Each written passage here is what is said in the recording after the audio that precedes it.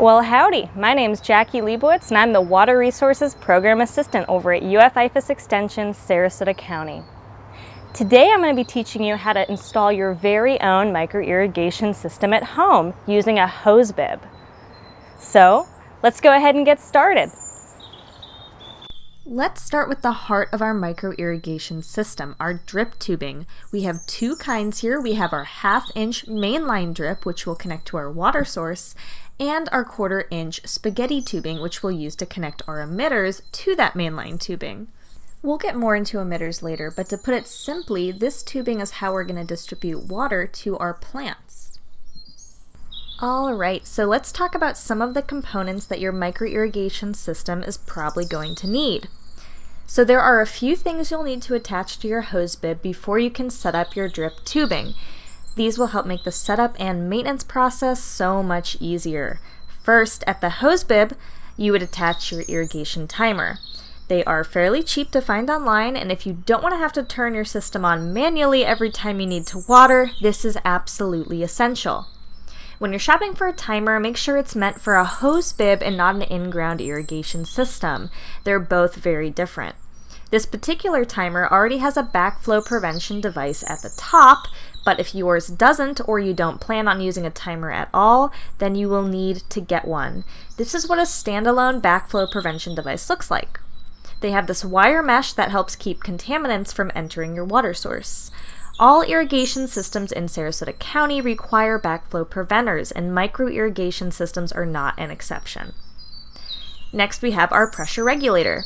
This device makes sure that the high water pressure coming from your hose bib is adapted for your low pressure drip irrigation system. Without a pressure regulator, your tubing and emitters may suffer from structural damage over time. Following that, we have our filter. So filters are especially useful for reclaimed and well water since it helps keep particulates out of your system, which means there's less potential for clogging. Finally, as part of that initial setup, you have your hose adapter. So what this does is close up that gap between your mainline drip tubing and all these other components at the hose bib.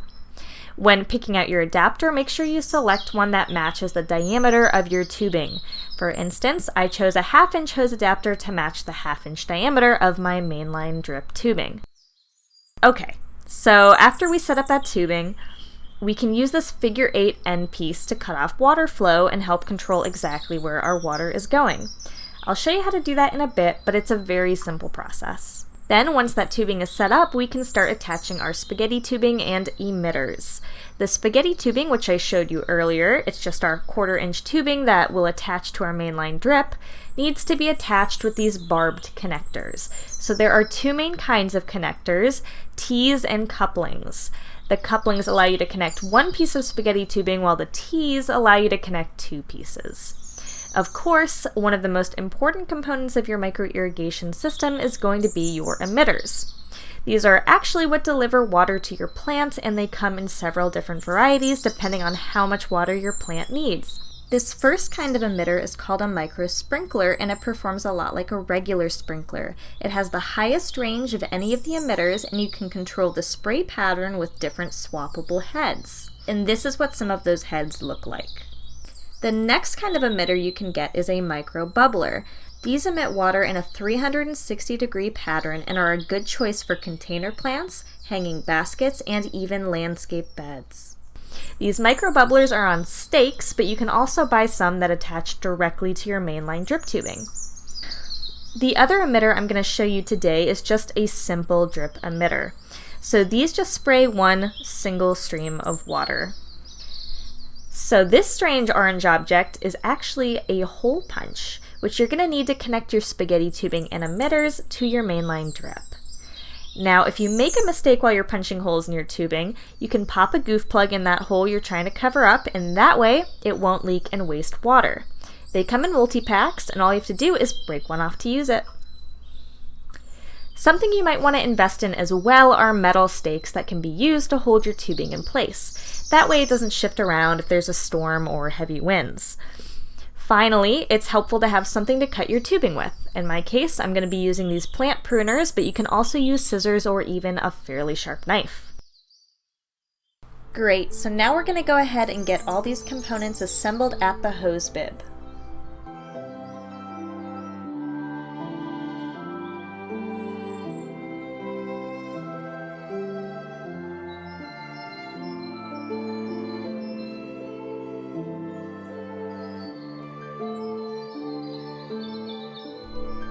So now we have all these parts attached to our hose bib, and all that's left is to slide that tubing onto our hose adapter.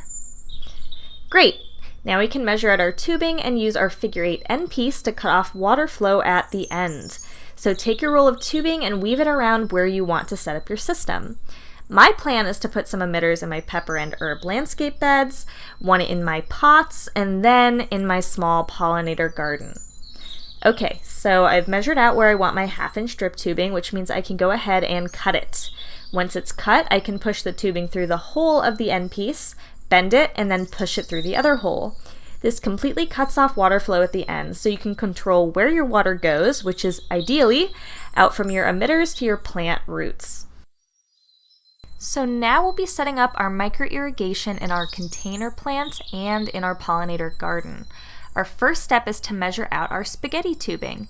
Make sure you have enough tubing to reach all of your plants. You can always add a few inches later when you attach your connectors and emitters.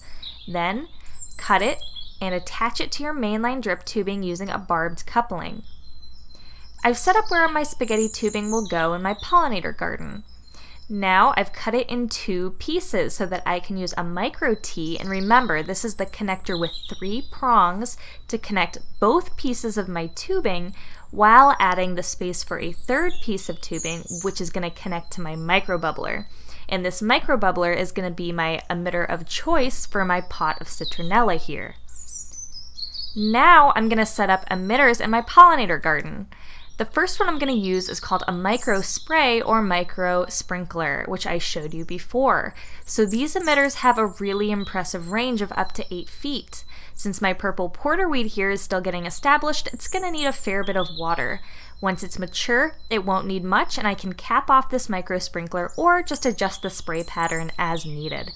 So as for my 2 salvia plants here, I'm going to set up that standard drip emitter I showed you earlier, as well as another micro bubbler. At this point, it's just a matter of lining up your tubing, then using those barbed tees and couplings to attach more tubing and your emitters.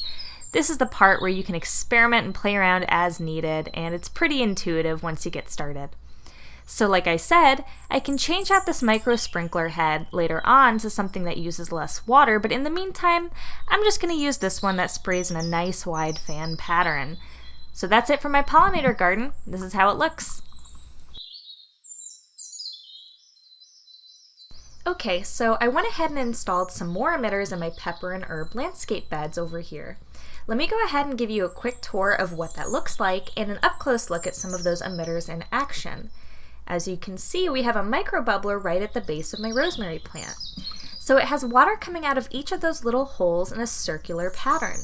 Rosemary plants don't need much water, and the great trick about the micro bubblers is that you can turn the cap to let out less water, or even turn it all the way so it doesn't release any water. Then that water can be distributed to other plants in the garden that need it more. So my 3 pepper plants here are all being watered with standard drip emitters, which let out a single stream that you can position right at the roots. And these last 2 plants are also using micro bubblers, but the great thing is I can easily swap them out with other emitters if I find that they're getting too much or too little water.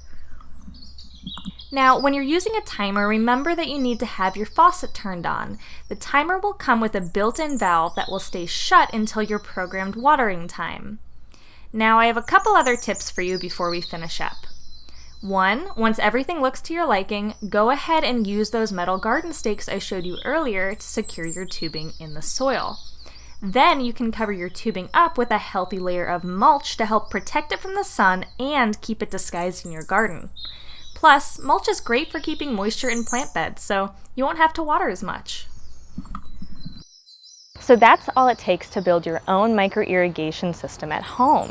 It's really as easy as that, and the best part is, if you decide you want to change some things in the future, micro-irrigation systems are highly adaptable, and you can always add or remove components as you need to and as your landscape changes. So if you need any help getting started, or if you have any questions about the micro-irrigation system you installed, go ahead and give us a call or send us an email at IFAS Extension, Sarasota County.